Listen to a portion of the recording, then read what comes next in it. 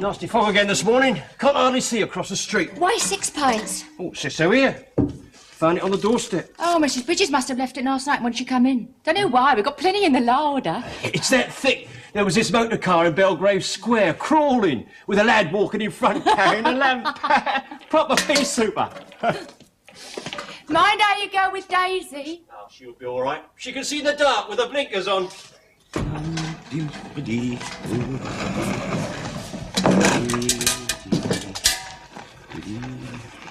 Mr. Hudson, I couldn't take Mrs. Bridges her morning tea. Why not? I couldn't get into her room. Her door's locked. Did you knock? Twice, but she didn't answer. It seems that Mrs. Bridges has slept in this morning, Rose. Was her day out yesterday? I fail to see the connection. I'll take these to the larder. Are you sure her door was locked? Oh, yes, Mr. Hudson. I tried ever so hard to open it. Maybe she didn't come back. I didn't hear her come in last night. Neither did I. Do you think something could have happened to her? I mean, you never know in the fog.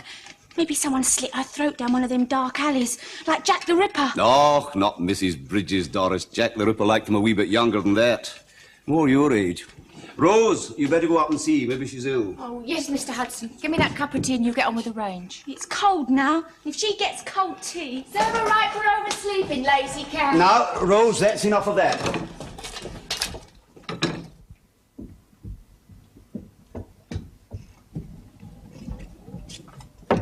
Mrs. Bridges, 7 o'clock.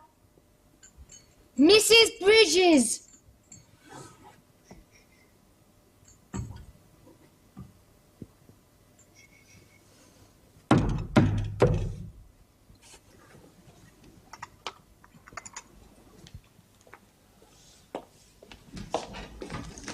Mr. Hudson. What is it, Rose?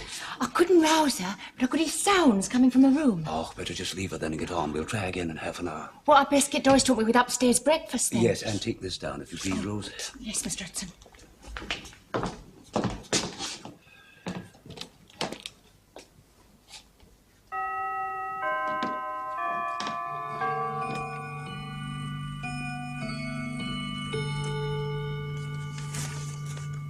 Morning. Morning, my dear. You're up bright and early. There's rather a lot to do today. Anything startling in the paper? Nothing much. Well, Curzon's got his way. He's seeking election to sit in the Lords among the Irish peers.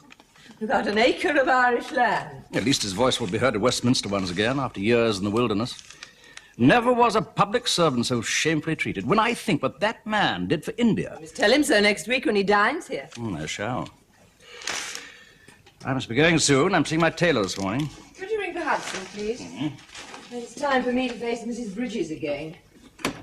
Why do you say that? Well, she's been so moody lately. We never can see eye to eye on the subject of desserts. She seems to have changed in the last few weeks. Perhaps she's had a secret offer from someone outside. Oh, no, that is possible. Mrs. Van Groben raved about our dinner party the other night. She asked if we had a French chef from Paris. And what did you say? I said we had a very ordinary, rather temperamental widow from Bristol. She said she thought the dinner worthy of Rosa Lewis herself. Praise indeed. You rang, my lady. Oh, yes, Hudson, send Mrs. Bridges up, would you? Beg pardon, my lady, but I'm afraid it appears that Mrs. Bridges has slept in this morning. She hasn't been down for her breakfast yet. Not done yet, but it's nearly 10 o'clock. Quite, my lady. Somebody better go up to her room and rouse her. We've tried, sir. Rose has been up twice, but... What? She wasn't able to get in, sir. The door was locked. Why is her door locked? It was her day off yesterday, sir. Well, what's that got to do with it? Are you suggesting she came home intoxicated or something? Oh, no, sir. You're sure she's in her room? Oh, yes, my lady. There wasn't any answer, but Rose said she distinctly heard sounds coming from inside the room. I'll go and see to it at once, my lady. It really is too bad. One gives her every consideration and she behaves like this. I suppose that's the price one must pay for superb skill in the kitchen. Well, I particularly wanted her at her best next week. To impress the Italian ambassador. Sam Curzon. The crews are coming too. And F.E. Smith, he likes good food.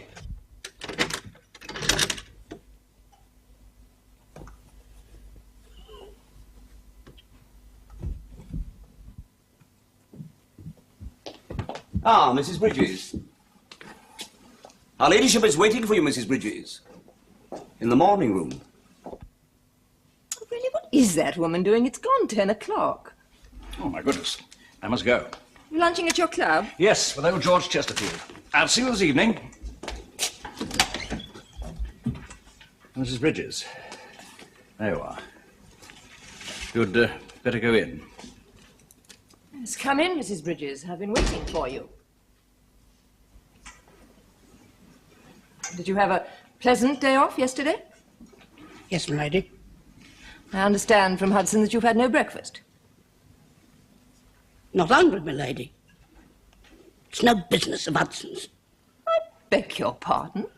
I said it's nothing to do with Hudson what time I come down of a morning. I'm afraid I don't agree with you. Hudson is responsible for the smooth running of this house. And I'm responsible for the meals, my lady. I know you are, Mrs. Bridges, and I expect you to be punctual for meals in the servants' hall and to set a good example to the others. I also expect you to observe my rules, one of which is that I will not have the servants in this house locking their bedroom doors. I thought I'd made that quite clear. Why was your door locked this morning when Rose tried to rouse you? Well? I've a right to my privacy, my lady, without the under-servants poking and prying into my affairs. Everyone's against me. All talking and whispering behind my back, saying as that was my fault Emily done herself in. I know what they're saying. They're all against me. I know I'm not wanted in this house, nor appreciated neither. So I must give him a notice and clear out, and that's all I have to say, thanking you, my lady. Mrs. Bridges, come back here at once. I'm giving him a notice, my lady. No, Mrs. Bridges, you're doing nothing of the kind. Now, calm yourself and sit down. Come along now, sit down.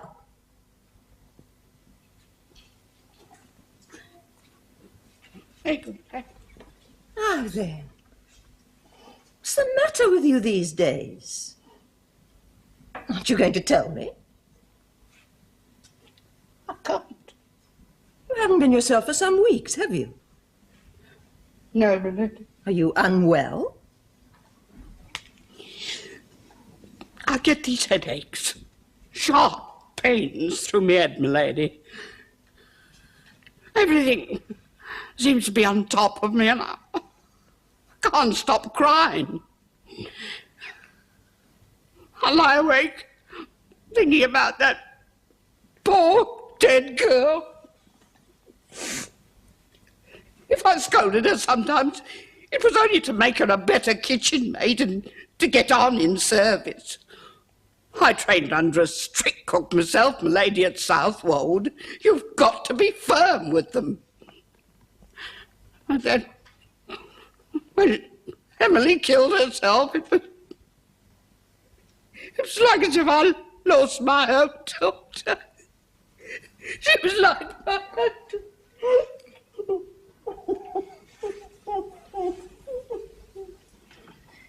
Mrs. Bridges, would it surprise you to know that I too lie awake at night thinking about Emily? It was a terrible shock to all of us, but we must try and get over it. I miss her in my kitchen. I miss that girl. She was a good girl. Oh, now dry your tears and try not to think about it anymore. Yes, my lady. You've been here such a long time, and I like to think that we're old friends. If these headaches continue, I'll have you examined by Dr. Foley.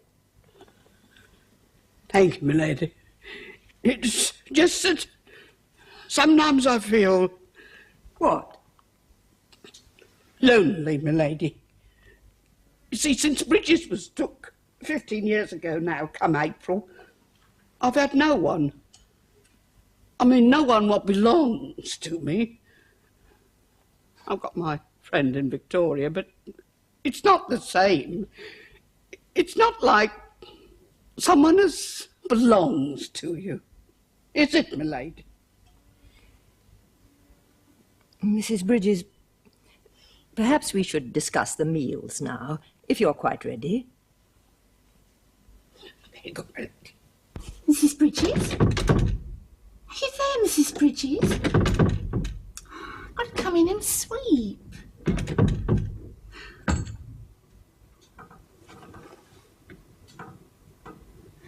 Mrs. Bridges?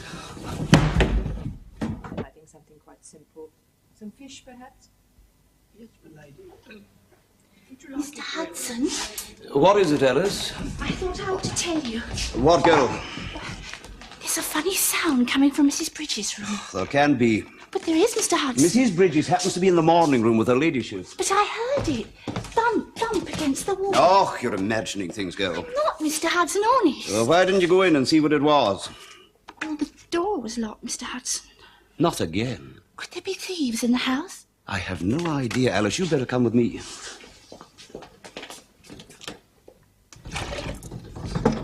Wait here and I'll get the master key from my pantry. Listen.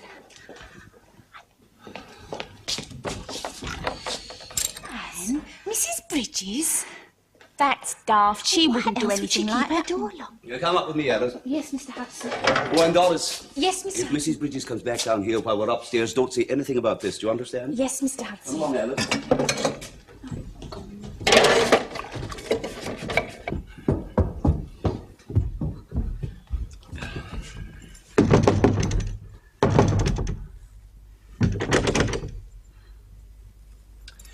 Well, there was a noise, Mr. Hudson. I swear there was.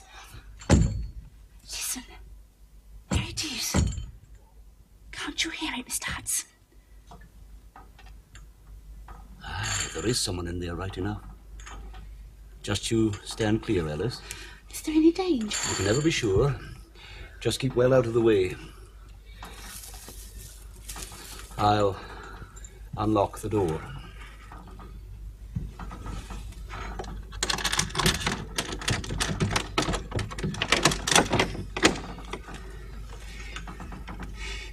Right now!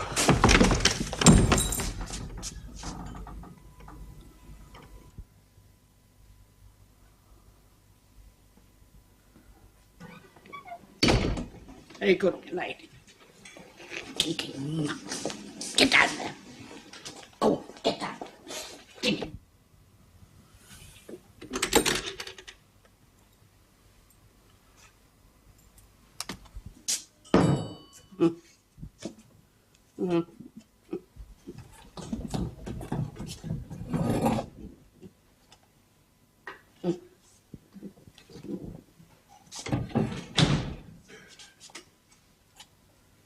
Doris. How are you, Doris? Emily? Come and give Mrs. Bridges a hand. A hand, someone. I can't manage by myself. I can't. Where's it come from, then? That's what I'd like to know. Some relative, I expect. Ask Mrs. Bridges to mind it for her while she's in the shop. Well, why'd she lock the door then? Nobody would harm it, would they? She could have brought it down here. We'd have given it some milk. You're quite right.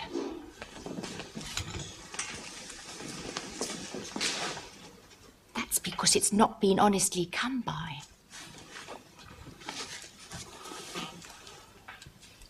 She's stolen that baby. What's going to happen to her? Will she be arrested? Well, Mr. Hudson's speaking to her ladyship now, so we'll soon know. I'd best be getting back to the kitchen. She'll be needing me now.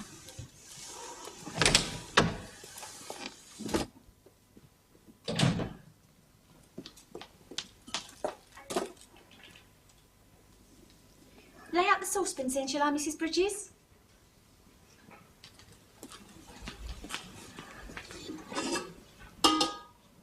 Oh, goodbye, baby.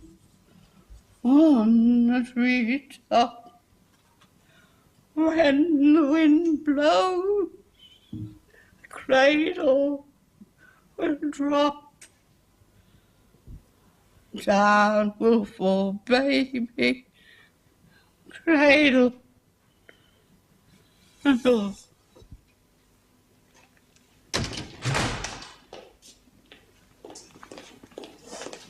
Thank you, Hudson. I came as quickly as I decently could. We were in the middle of lunch when the message came. Well, what's happened? Mrs. Bridges isn't well, Richard. She's in rather serious trouble. Trouble? Last night, in the fog, on the way back from her day off, she took a baby from its perambulator outside a shop. Took a baby? Stole it from its parents. been visiting my friend, Sir Mrs. Gray. She used to be cook to Lady Wallingford. Retired now, sir. I come across this pram outside a greengrocer's. Nobody minding it. Such a lovely baby laying there, smiling at me. I stopped, you see, sir, and I touched its little hand. Well, I couldn't help but touch it, and when its tiny fingers curled round mine, I felt as if I had to pick it up, sir. Well, no harm after all, sir. I mean, there was nobody there. I knew it was wrong, sir, but I just couldn't help it. I only wanted to hold it to me, just for a minute, sir. But you see, it was cold and foggy, and so I took a shawl off of the pram and I wrapped the little mite up in it. Still nobody come out of the shop.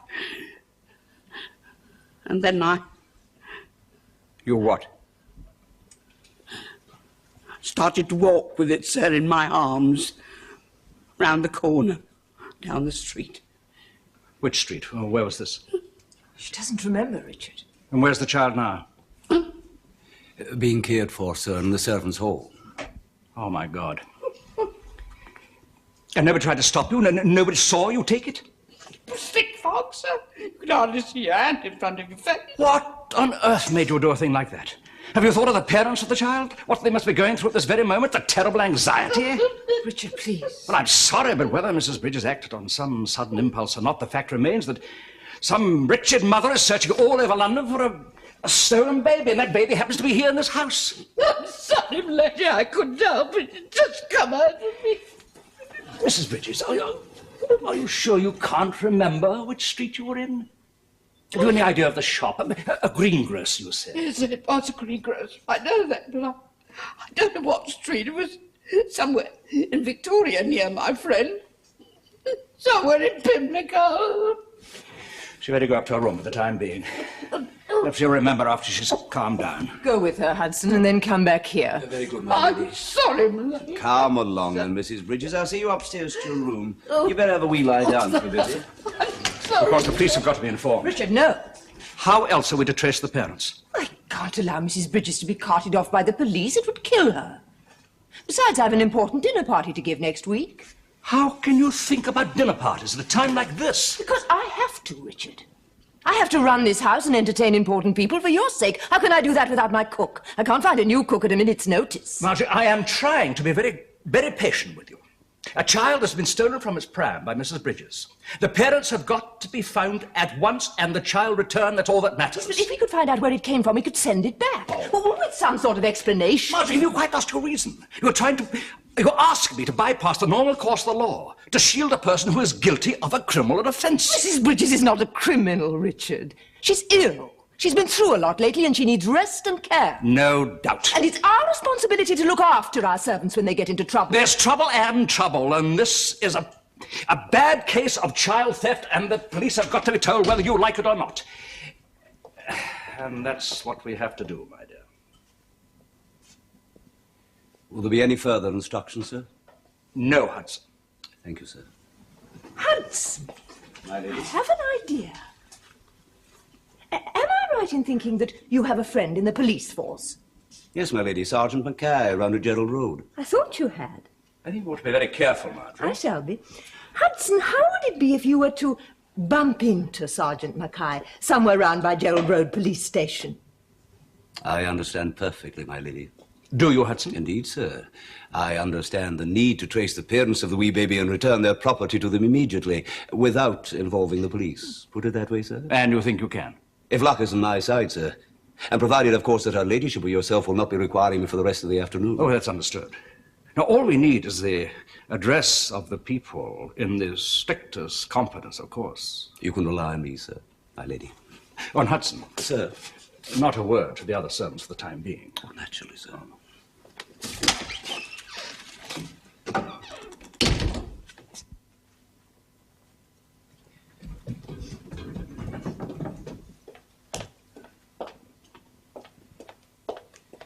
Rose? Rose, where are you, Rose? Ah, Rose. Shh! Baby's asleep. We'd only just got him off, Mr. Hudson. Little devil, is that wakeful? I am going out, Rose, on a very important errand for the master. Yes, Mr. Hudson. When Edward gets back from his afternoon off, inform him that he may have to deputise for me at dinner in case I'm not back in time.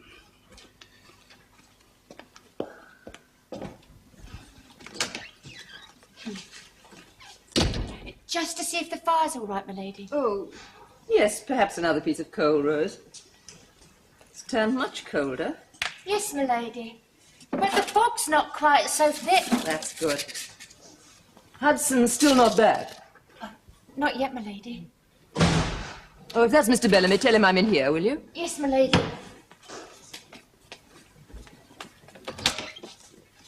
A ladyship in the morning room, sir.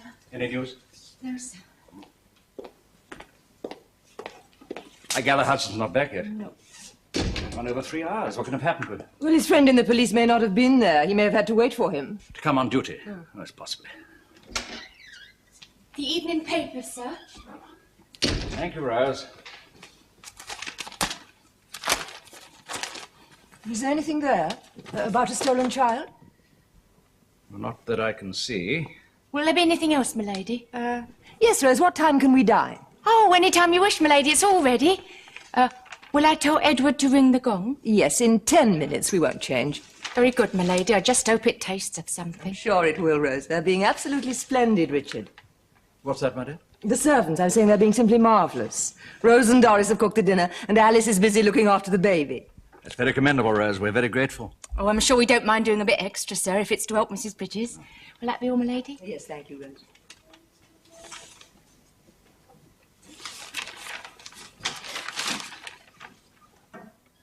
You know, they really are the most extraordinary people. I mean, that woman causes so many upsets downstairs with her moods and tantrums, yet they're all ready to cover up for her.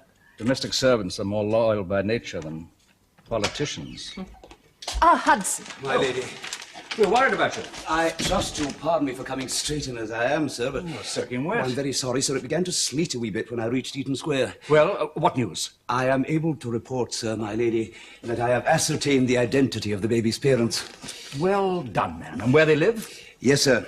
It seems that a baby was reported stolen from its perambulator outside the premises of Messrs. Walsh & Sons, the fruiterers in Lupus Street, my lady, between the hours of 5:30 and 6 p.m. last evening. And the parents? Mr. and Mrs. Arthur Webber, sir, of 96A Vauxhall Bridge Road. I also memorised the address, sir. I wonder what sort of people.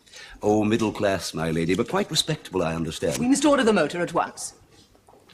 I still don't like this, Marjorie. I think we ought to inform the police first. You agreed.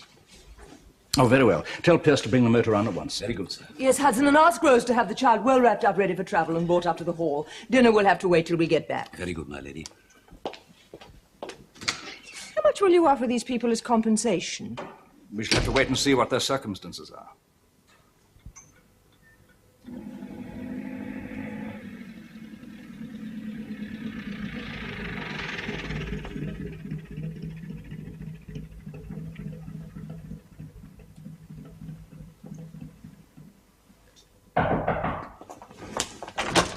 Mrs. Webber. It's all right, Mrs. Webber. He's quite unharmed. Don't distress yourself. May we come in? We're not very tidy. Is your husband at home, Mrs. Webber? There's a motor car outside, Lily. Is that Johnny back? He's been found, has he? These people found him, did This they? lady and gentleman, Arthur. They brought him back just a few minutes ago. Arthur, he's safe. He's all right. Well, we're very grateful, I'm sure. Where was the child found? Oh, let me introduce myself and explain. It's my card. Oh, I see. Mr. Webber, I must hasten to assure you neither my wife nor I were responsible for taking your child from its pram last evening. The fact is that we regretted very much a certain member of my domestic staff had an unfortunate lapse, a quite irrational longing to possess the child. She regrets the action very much. What was her name, the woman who stole our kiddie? Well, I hardly think that's relevant, Mr. Webber. Hey? Of course, there's the question of compensation. We realize that you and your wife have suffered a great deal of anxiety. Yes, we both think you're entitled to some form of restitution. I'm asking you a simple question, Mr. Bellamy. I would have thought... Who stole our baby? I would have thought it best for you to accept a modest sum as a token of our apologies for... For what one of your maids has done, is that it? Miss Webber, the woman in question happens to be our cook. Now, are you willing to accept our apologies for what has happened, tell the police the child has been found, and leave it at that? I think it would be well advised to do so, and so save a lot of unnecessary fuss. Oh, you do you? Arthur. No, Lily. If people like them think they can buy their way out of having their underpaid and overworked domestic servants had up in court, they're very much mistaken. Who said anything about court? The woman who stole our infant, Mr. Bellamy, is either a criminal or a lunatic. In either case, she ought to be behind bars where she can't snatch any more infants from their prams. As for your offer of compensation, sir, I see from your card you're a member of Parliament. You should know better than to try and impede the law by offering a man a bribe. I see no point in continuing this conversation. Come along, Marjorie. What are you going to do? Wait and see. Oh, don't do anything foolish, Arthur. We've got Johnny back. Don't cause any more trouble. Not with the likes of them. They always come out on top in the end, and you know it. People like that. I know they do, Lily. That's just my point.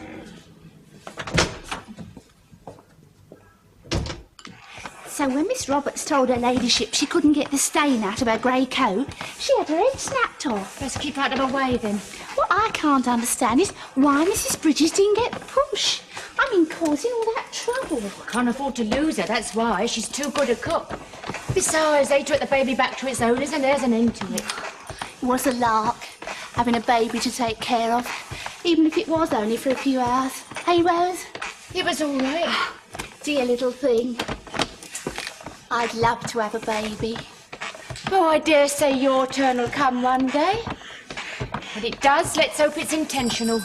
On the front door. This early? We better get out of here in case it's visitors.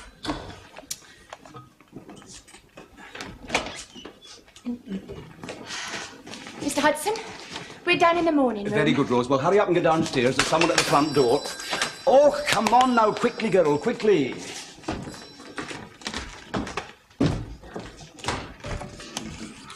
Is this Mr. Richard Bellamy's residence? It is. I understand there's a cook employed on these premises. That is so. The back door is down the steps there. Just one moment, if you please. I am a police officer, Detective Inspector Cape. I should like a word with your master. In what connection, if you don't mind my asking? A report received concerning an incident that took place last evening. Now, kindly fetch your master. You better come in. Oh, I'll go and inform Mr. Bellamy. His permission will be required before Mrs. Bridges can interrupt her duties in the kitchen. Wait here, please.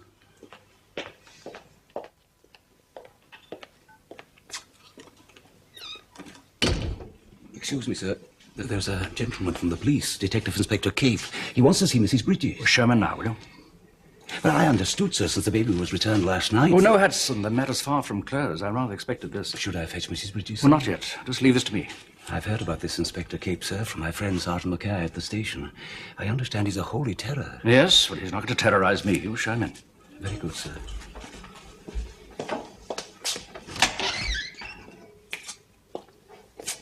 Detective Inspector Cape, sir. Come in now, will you, Inspector? I'll try not to keep you waiting, sir. I understand you have your parliamentary duties to fulfil. I can spare you 20 minutes or so. That will suffice. Should be sufficient, sir. Well, do sit down. No, thank you, sir. Now, sir. Mr. Arthur Webber of 96A Vauxhall Bridge Road reported to Gerald Road Police Station at 6:30 on Wednesday evening that his wife had returned from the shops in a state of some distress to say that their baby was missing from its perambulator. The discovery was made when she came out of a greengrocer's shop in Lupus Street. Particulars were taken and a call sent out duly to all constables on the beat to keep a watch out for the missing child. Yes, I know all about this. I've not quite finished, sir, if you don't mind. Very well. Go on. This gentleman has since reported to the police that his infant was returned to his address unharmed at 7:45 last evening by yourself and your wife. Is that correct, sir? Yes, that's quite correct. I would have thought that would have finished the matter. I tried to explain to this man Webber that... If a child was stolen by a woman in your employ, as Mr. Webber claims, sir, then I shall have no alternative but to charge her with kidnapping. Now, look, Inspector, is this absolutely necessary? I'm afraid it is, sir. On the evidence before me, it's my duty to charge her under the Offence Against Young Persons Act of 1861. Do you mean to say you're going to arrest my cook in this house and take her off to the police station? Yes, sir. I should be glad if you'd call her if she's on the premises. Of course she's on the premises. She's in the kitchen cooking our lunch. Then you'll have to do without your lunch, won't you, sir? And you can keep your impotent comments to yourself. You'd best inform the mistress of the house, sir, had you not? Yes, I certainly will. How long do you expect to keep Mrs. Bridges in custody? She'll be charged now, sir, and detained overnight and appear in court in the morning. You're perfectly within your rights, of course, and you must do your duty. I'm only sorry this man Webber felt it necessary to make an issue of the incident. You rang, sir? Yes, Hudson. Will you ask her ladyship to come down? I think she's upstairs in her room. Very good, sir. And, Hudson, will you warn Bridges to stop whatever she's doing and get a hat and coat on? The police want to ask her some questions at the station. I understand, sir. With your permission, sir, I'll keep this news from the staff for the time being. If you can, Hudson. Thank you, sir.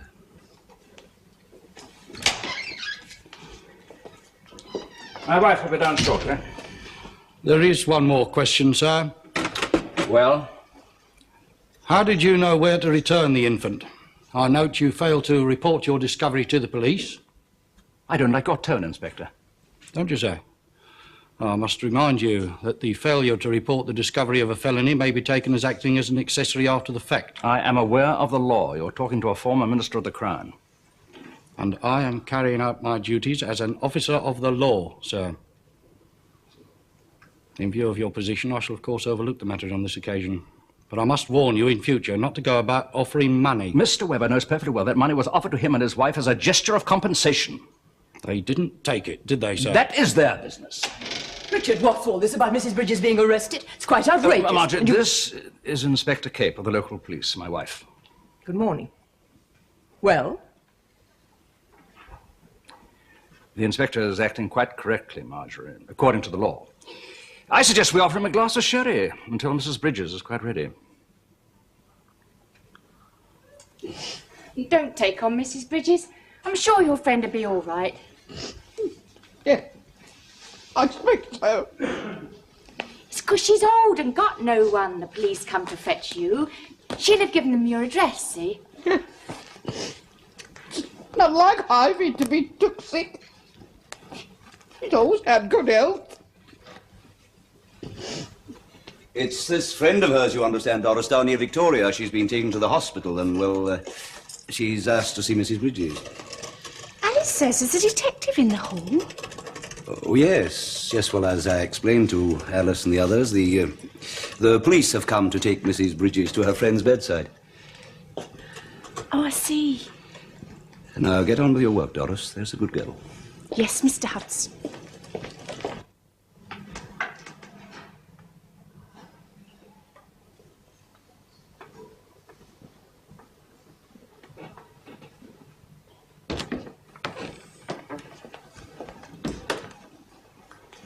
Ah, Mrs. Bridges. I'll tell them you're ready.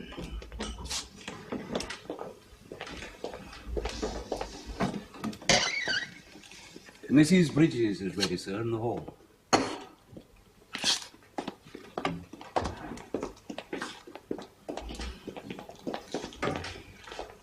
Oh, thank you, Hudson. That will do, Rose. Mrs. Bridges, will you go with the inspector and try not to worry? Very good, sir. Will it be all right, sir? I mean, to go by the... The front door? Well, of course.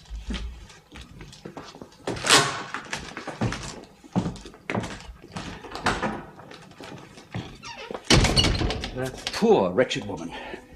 She looked as though she was going to the gallows. Well, you must telephone to Harry Compton at once. What on earth for?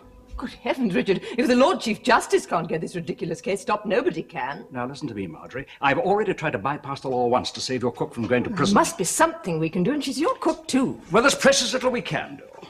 So go to the magistrate's court tomorrow. Be ready to give evidence of a good character. That's something, I suppose. I shall also call on Jeff Dillon this afternoon and ask him to send one of his juniors into court tomorrow. If he's got any sense, he'll plead guilty and ask for a remand on bail. A remand for what? Well, I hope the magistrate's progressive enough to remand her for a doctor's report. Yes, but supposing the doctor says she's not fit enough to go on working. Well, I'm sure Dr. Foley will be very sensible about that. Oh, well, if it's Dr. Foley. Well, naturally, I sort of suggest having her examined by my own doctor. There again, they might not permit it. But if they do, we'll have nothing more to worry about. If it happens that way, no. But it's a big if. Can't always be sure of the magistrate. Someone will think like this man Weber. If this one does, he'll refuse to listen to any excuses and clap her in jail. Yes, I suppose so. And then where will we be?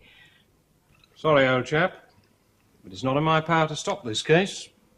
Not now. You could refuse to give evidence for the prosecution. Then there would be no case to answer. Why should I, eh? For one thing, to save the heavy costs of court proceedings, Mr. Weber, which fall, as you should know, on the overburdened taxpayer. You ought to be in Parliament yourself, old chap. Why don't you swap places with these nibs, eh? Because I know better than to seek a higher station in life than the one into which I was born. I am proud and honoured to serve a noble and distinguished family, and I know my place. Well, I wouldn't stand for it. Running up and down stairs, bowing and scraping and answering bells like a monkey on a stick. We all serve a master, Mr. Weber, unless we happen to be King Edward himself, which we are not. I have no doubt there's someone at your place of work superior to you whom you must address as sir and treat with the respect due to his rank in the firm. I've got an employer, yes. Old Strickers, we call him. Mr. Strickland, our chief clerk. And you call him Strickers to his face, do you? No, not exactly. There you are, then. And you respect him, this man Strickland, whom you must address as sir? Respect him? He's the biggest fool in the department. We all laugh at him. So you work for a fool. I work for a man of charm and character, Mr. Weber. He's a member of Parliament and married into one of the great ruling families of the land with 400 years of political influence behind them. And you ask me if I am content with my position in life. All right. I'll be a butler then to some duke. Think you can get me a position? You'd have to acquire a very different attitude towards domestic service, I fear, before any self-respecting family would allow you to announce their guests or wait at their table. You can't take a joke, can you? Some things are not a subject for jest, Mr. Weber. So I cannot persuade you to withhold your evidence tomorrow and avoid a great deal of unpleasantness. As I said, Mr. Hudson, it's out of my hands now. The law must take its course.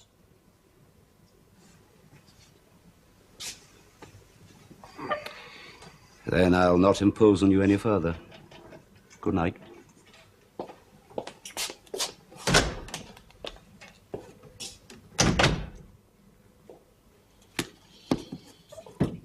Is Hudson's mother ill again?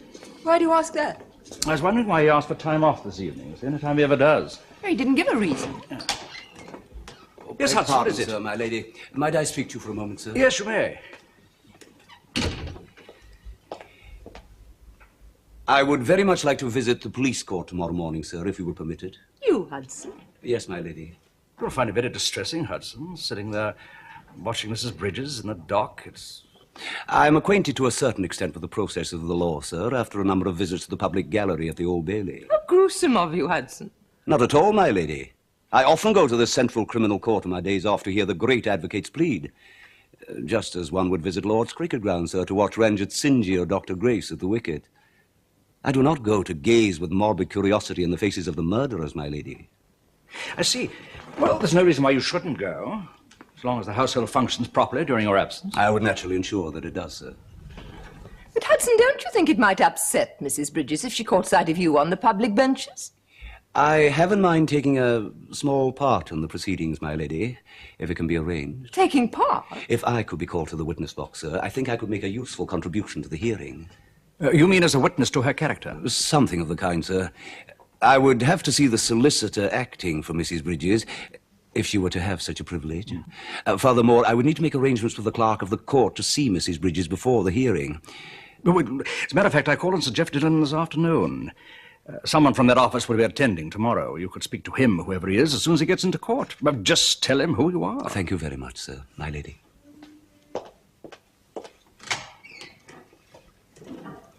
What an extraordinary request. I hope he won't say something rash and make matters worse. Oh, I think we can rely on Hudson, my dear. He's nobody's fool. And you thought, no doubt, that in a thick fog nobody would see you take the infant from its perambulator. I never thought about it either way, sir, about getting caught.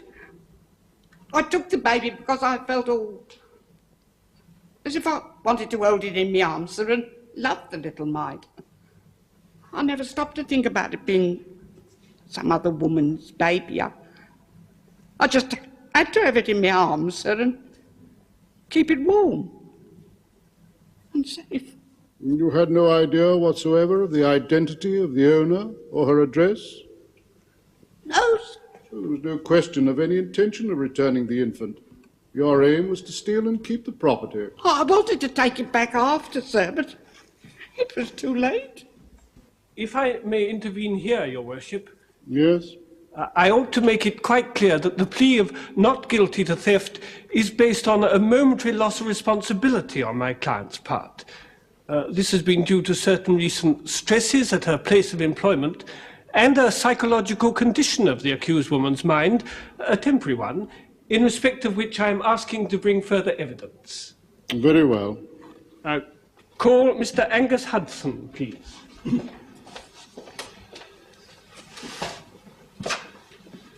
Do you solemnly swear that the evidence you shall give before this court is the truth, the whole truth, and nothing but the truth? So help you God? I do.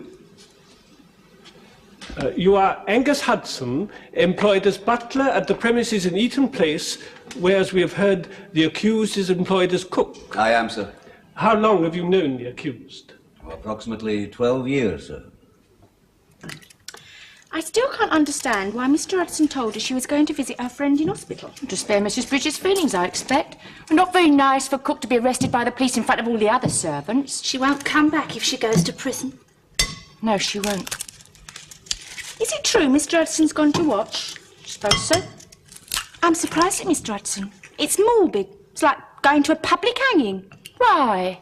People go to funerals. That's not morbid. It's showing respect. Isn't it? So from what you have observed of the moods and general behaviour of the accused below stairs during the last few weeks, would you say she was suffering from severe nervous strain? Most definitely, sir. And what do you think was the cause of this? She was particularly upset by the recent suicide in the house of a young kitchen maid who worked under her. Being a very lonely person with no relatives or dependents, she'd come to regard the dead girl as like a daughter. They were very close. And you agree with the evidence of Dr. Foley as to her nervous condition? I do, sir. And I would like to add that I believe Mrs. Bridges is badly in need of love and affection and a sense of being wanted. She is a brilliant cook, Your Worship, and was highly regarded in that capacity by my employers. But in the personal sense, she has no one to care for, except for an elderly woman friend of some years' standing, and nobody to care for her or advise her or look after her. It is for that reason that I have offered her marriage. We are both unattached persons, Your Worship, and it occurred to me that if I could undertake to keep the accused lady happy and cared for in the future during our continued service with Lady Marjorie Bellamy, and in later years when we will have perhaps retired, Your Worship might see his way to overlook this unfortunate lapse. And be assured, sir, that with me to help and guide her, such a thing would never occur again. And furthermore, sir... Yes, thank you, Mr. Hudson. You may stand down now. Thank you. Sir, Your Worship. Your Worship, in view of what you have heard, I'm asking you to dismiss this case.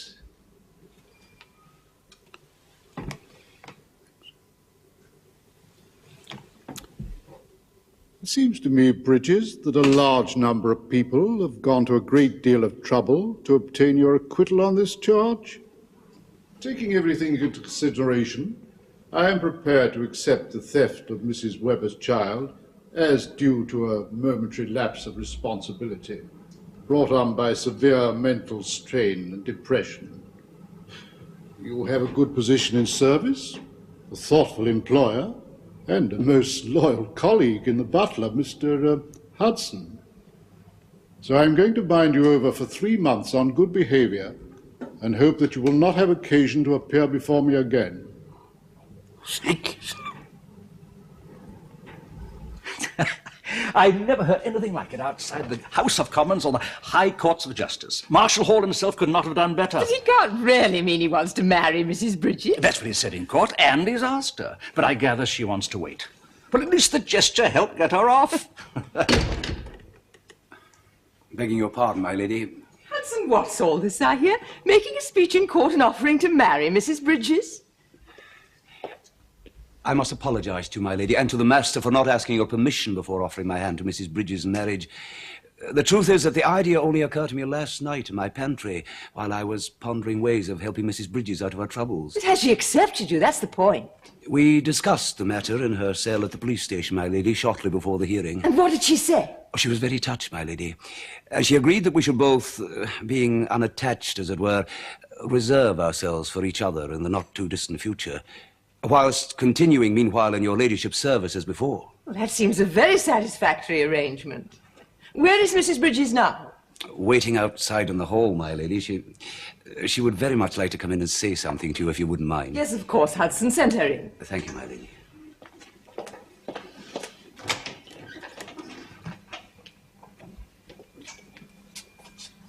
Oh, my lady! There, Mrs. Bridges. All over now.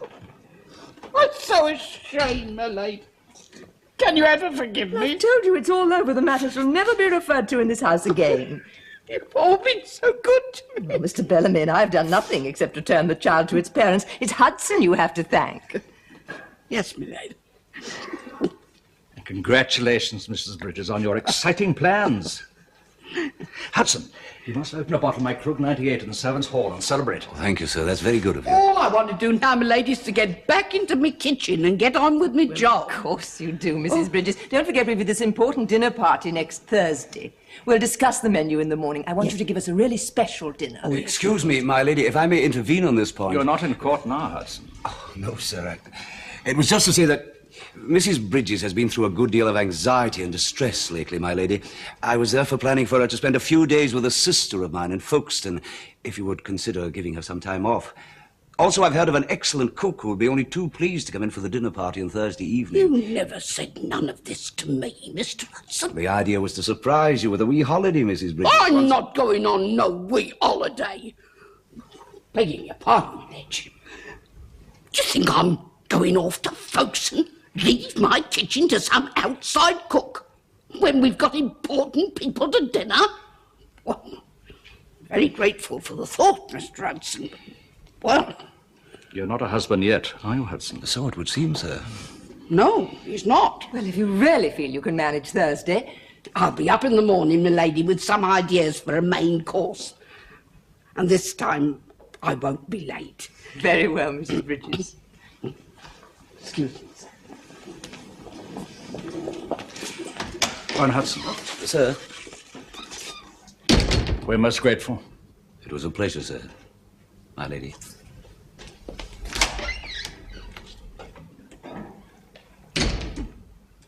You know, when he was a young footman at Southwold, my mother always said he'd get on. The Scots always do. Well, I suppose luncheon will be a little late today. Can't be helped.